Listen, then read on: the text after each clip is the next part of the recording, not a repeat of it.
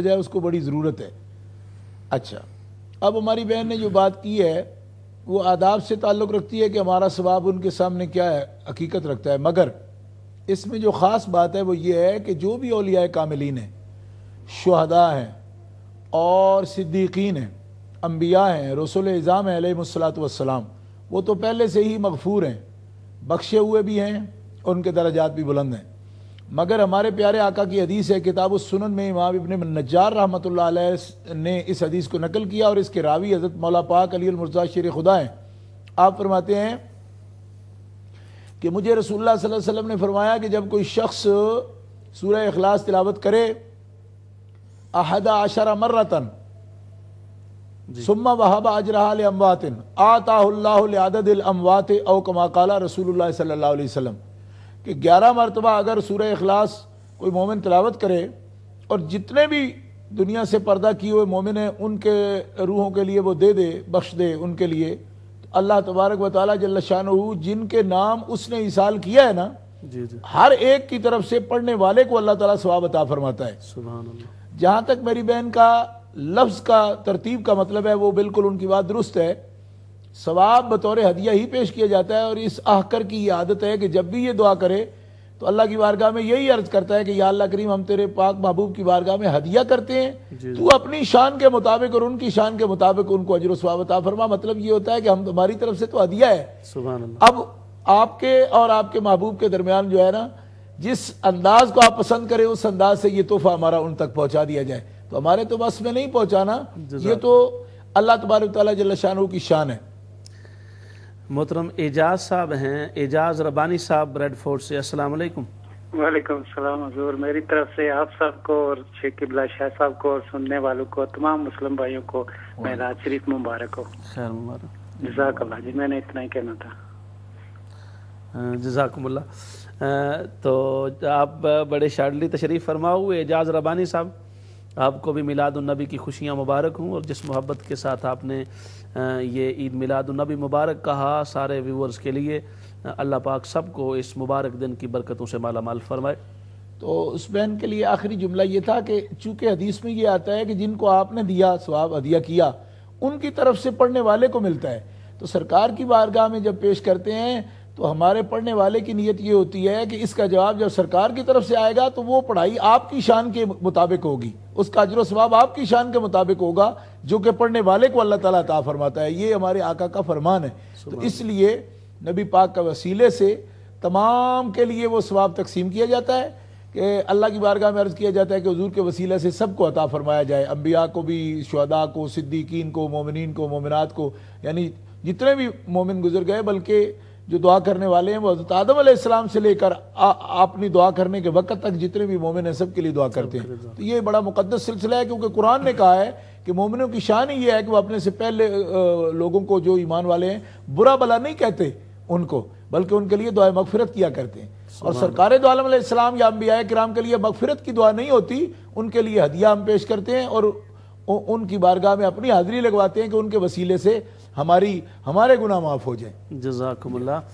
ہم دوسرے سوال کی طرف بڑھتے ہیں، ہمارے ساتھ لائن پہ ہیں محترم قاری خالد محمود شیرازی صاحب بریڈ فورٹ سے۔ جی قاری صاحب السلام علیکم، عید میلاد النبی مبارک۔ وعلیکم السلام ورحمۃ اللہ وبرکاتہ۔ حضور آپ کو بھی اور قبلہ حضور مناظر اسلام صاحب کو بھی آقا علیہ الصلوۃ والسلام کا یوم ولادت مبارک ہو۔ ماشاءاللہ، میں کوئی سوال تو میرے ذہن میں تھا مگر آپ کے حکم کے مطابق میں تھوڑا خاموش ہو گیا، تو پھر جب آپ کے کالر کی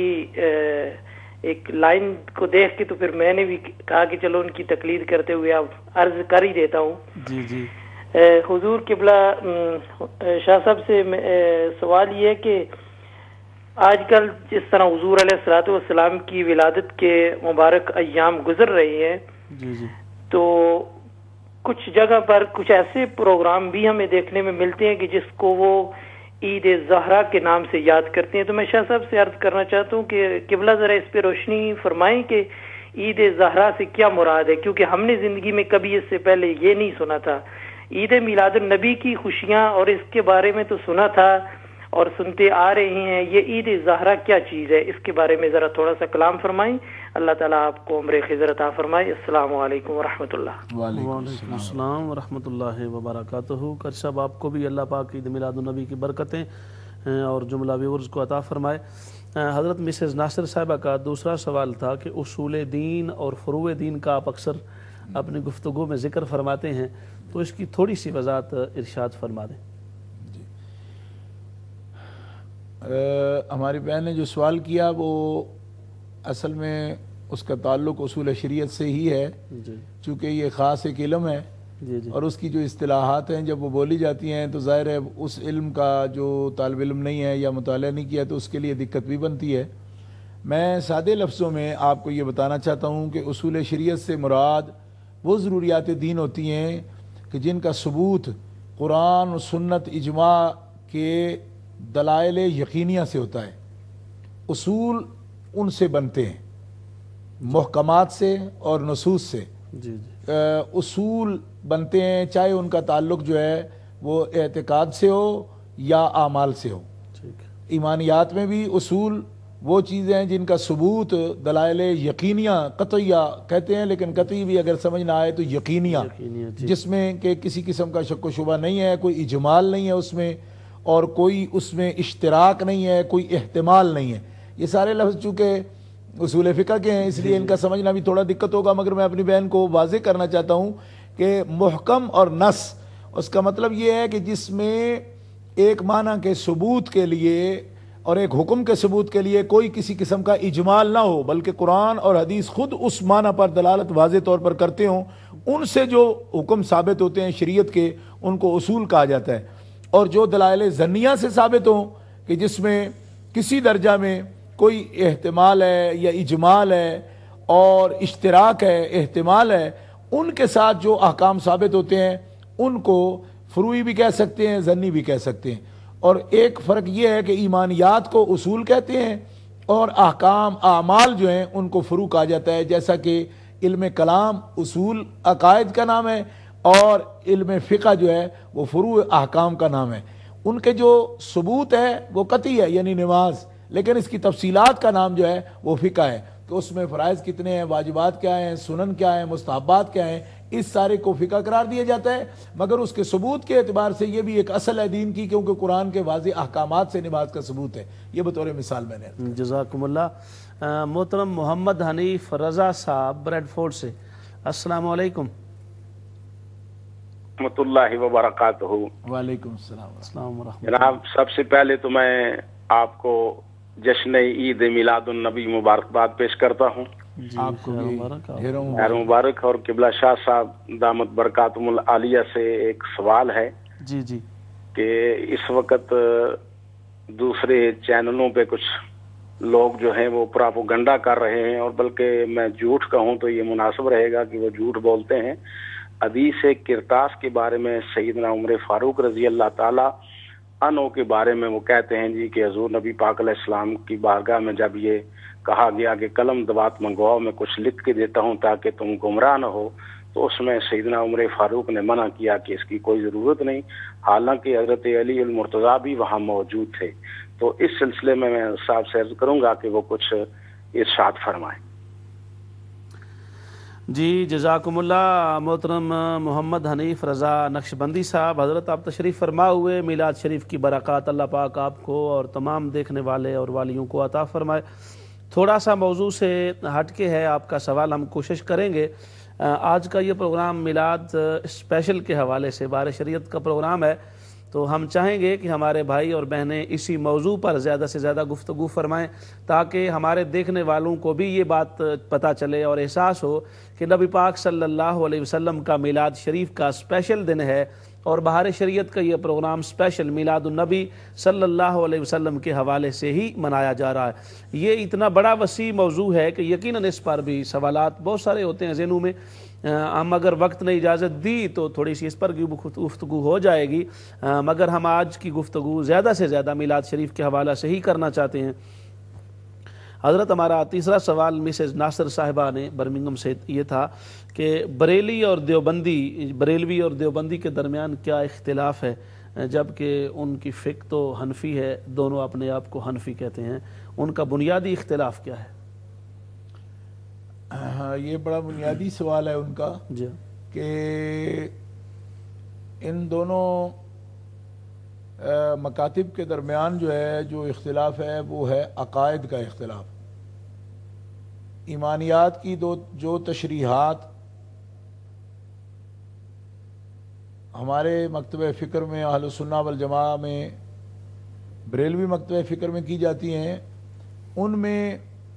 اور دیوبندی مکتبہ فکر میں جو کچھ ایمانیات کی تشریحات ہیں اس میں بہت بون بعید ہے, بہت دور کا فرق ہے. اور یہی بنیادی اختلاف ہے. پریکٹس کے اندر, عمل کے اندر جو باتیں زیادہ تر جن پر وہ لوگ فتوے لگا دیتے ہیں وہ اختلاف ضرور ہے مگر وہ اصل نہیں. مثال کے طور پر کہ آپ ختم کیوں پڑھتے ہو, 11ویں شریف کیوں کرتے ہو یا میلاد شریف کیوں کرتے ہو, تو اختلاف اس میں بھی ضرور ہے کیونکہ ہمارے یہاں ایصال ثواب کو ہم قرآن و سنت کا مسئلہ سمجھتے ہیں اور ایصال ثواب کو جائز سمجھتے ہیں, اور اکابر سے لے کر, اکابر یعنی دور صحابہ سے لے کر آج تک ماں سوائے معتزلہ کے کوئی بھی ایصال ثواب کا منکر نہیں ہوا, اور یہ قرآن مقدس سے ثابت ہے دعا کی صورت میں بھی, صدقات کی صورت میں بھی کہ اس کا ثواب جو ہے وہ پہنچتا ہے. لیکن یہ اختلافات جو ہیں یہ بنیاد نہیں ہے. بنیاد جس پر اختلاف ہے وہ یہ ہے کہ اللہ تعالیٰ جل شانہ کے تقدس, ذات باری تعالیٰ کے لیے اللہ تبارک و تعالیٰ کو ہر عیب سے پاک جاننا یہ ہمارے عقائد میں داخل ہے. جبکہ دیوبند مکتبہ فکر کی بڑی جو کتابیں ہیں اور ان کے جو اساتین ہیں بنیادی طور پر جن سے ایک ان کا طریقہ مکتب جاری ہوا ہے, جیسے رشید احمد گنگوئی صاحب ہیں یا خلیل احمد امبیٹوی ہیں یا اشرف علی تھانوی ہیں یا محمد قاسم نانوتوی ہیں جو بانی دارالعلوم دیوبند ہیں, تو ان حضرات کی جو تشریحات ہیں توحید کے بارے میں, مثلا خاص طور پر جس جگہ پہ بہت ٹھوکر کھائی ان لوگوں نے, انہوں نے یہ کہا کہ جو کچھ مقدور العبد ہے وہ مقدور اللہ ہے.